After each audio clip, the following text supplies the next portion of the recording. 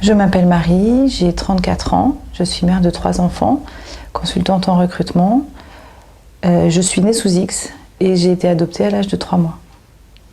Donc ma mère biologique a eu une histoire d'amour avec un lycéen, c'était une très jeune femme, et elle a eu le courage et l'humilité de se dire que cet enfant, elle ne pouvait pas lui donner le meilleur et qu'elle voulait que le meilleur soit donné par une autre famille. Donc elle a fait le choix d'accoucher sous X et de me confier à l'adoption pour que je puisse grandir dans une famille, dans une vraie famille, ce qu'elle ne pouvait pas me donner.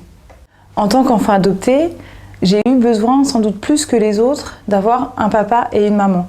Parce que c'est ce qui me permet de m'inscrire dans une famille normale, de pouvoir imaginer que je suis née de ce père et de cette mère et qu'ils ont pu me concevoir. Et je pense vraiment que l'adoption, en tout cas pour moi, l'adoption c'est vraiment une renaissance. Ce projet de loi cherche à créer de l'égalité entre les couples. Et en créant de l'égalité entre les couples, il va créer de l'inégalité et de la différence entre les enfants adoptés. Il y a ceux qui auront droit d'avoir un père et une mère et ceux qui n'en auront pas le droit.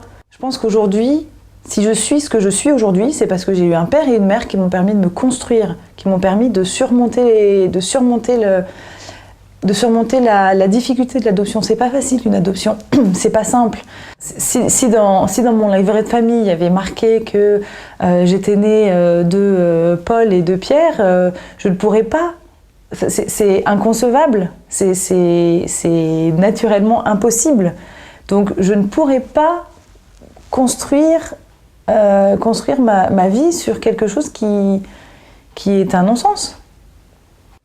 Ce que je veux dire aujourd'hui aux parlementaires, au président de la République, c'est respecter le droit de l'enfant adopté à grandir avec un père et une mère.